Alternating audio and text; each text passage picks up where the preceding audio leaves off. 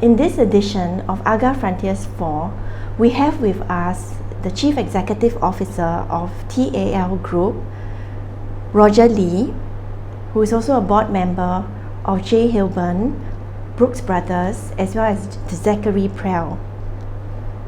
As a third generation family member stepping in as a young CEO to run the company, what were your learnings and sharings that you can provide?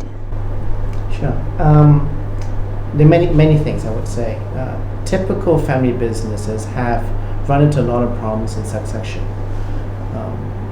So I think I can share with you a few learnings, and I have a few of my philosophies as well. The learnings would be, when it's time to transition, the older generation has to let go. And we were very fortunate.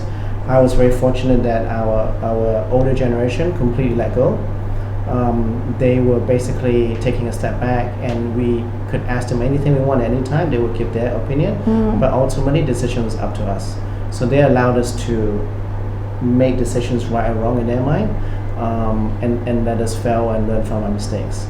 I think that's critical. The other thing that's critical is that third generations or any generation that comes in needs to really understand the business. Because what commonly happens is that new generation comes in, the business is not interesting to them, they go and pursue maybe a slightly different part of the business or a different competency that's needed in the business that they think is interesting to them, which I think is wrong. I think if your company has been around for a long time, you need to first understand what's the core of the business. Why has it been successful, and really analyze that. So for me, when I came back, I had no idea I would be running a company. I just came back because I wanted to move back to Asia. They offered me a job. I kind of was lazy, didn't want to look for a job, so I said, okay. I looked around, I said, it looks okay, I'll join and see how it goes for the first year. But what I did was I started working in factories. I was running sewing lines, I was working for projects across the group, so I really got to understand the process. Very cross-functional. Very cross-functional, that's key. I always say that knowledge is king. Okay, knowledge is king. It's something I learned in my previous career in consulting. The more you know about something, the better you will be. So I spent almost 2 years in the factories, working across the factories, and then moved into sales. And then probably about another year or so, about 3 or 4 years after I joined, the board decided that I would take over running as a CEO, but on my time frame. So I probably spent another 2-3 years before I decided it was time for me, knowing that I would take over one day, but slowly planning the move. Another point that I would like to share is, I don't believe that the next generation of management has to be a family member. If you think about it, why is family member any better than a professional outside person? There's no real reason, I feel, except for the deep connection to the founder and the previous generation. So I've already told our shareholders that the next generation will be a non-family member running company, and they're perfectly fine with that.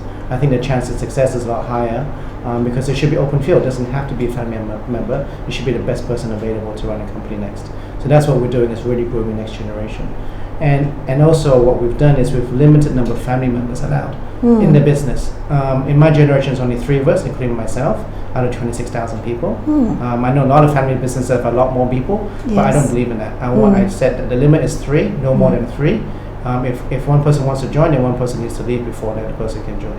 So we keep it very professional from that point of view. So when I looked at the team that I was going to inherit, half the team was 60 to 65 years old.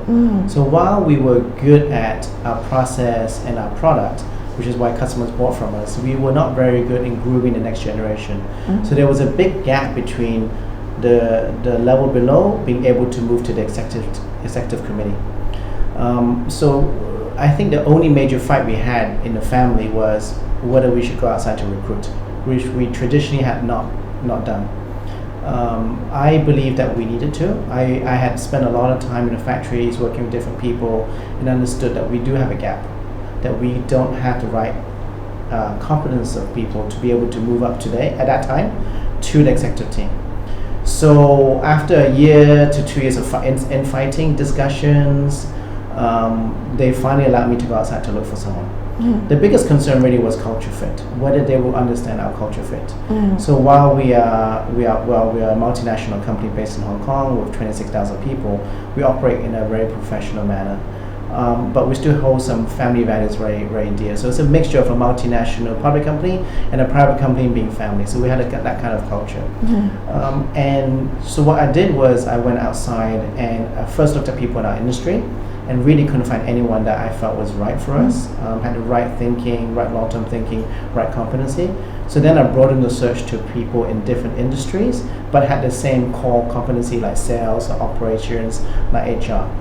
So fast forward to today, I have a team that has experienced many years in other LVMH, Procter & Gamble, Johnson Control, automobile electronic industries, Lenovo, Samsung, but they were very strong in their core competency, which was sales or operations for management or HR or finance.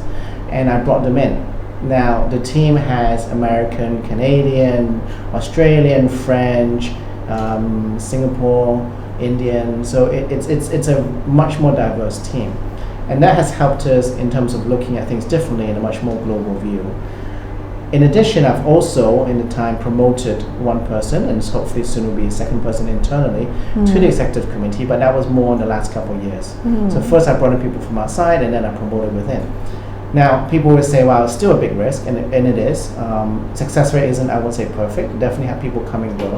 But the key difference we do in our company that most people don't do is that we give them 3 to 6 months of induction period, where they join me, I pay them a full salary, but they don't do any work for me, they don't do any emails, they purely go to the factory and train. Wow. Okay, we have a structured learning course. They learn and they take tests every day, and I look at the test results, so that really they understand every single function. They run sewing lines, they understand the basic stuff, like 5 levels down, they basically work in the organization to understand the real basics. Because my belief is once you assume your normal role at the top, you won't have time to understand the basics, and when people tell you things, you don't know whether they're telling the truth or not. Even if you have been in sales Yes, for a long that's time, so or true. manufacturing a long time, you won't know. Yeah. So that was what's I think different, in that we allow the people time to learn. I think most companies won't allow that, and I felt that to compromise for the fact that I bring people from outside industry that has a very strong core experience but not in the industry, I gave them that induction period, and that I think made a difference to their onboarding process and helped them succeed a lot. The probability of success was a lot higher than if I didn't do that. So that's the difference.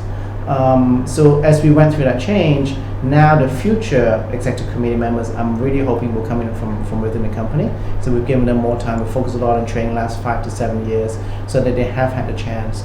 And I'm a strong believer in rotation, so that the team below, if they were in factory, they work in sales. If they were in sales, they work in factory, so that they get the full broad experience of the company. So that's what I truly believe in. Thank you. And thank you for tuning in to AGA Frontiers 4. See you next time.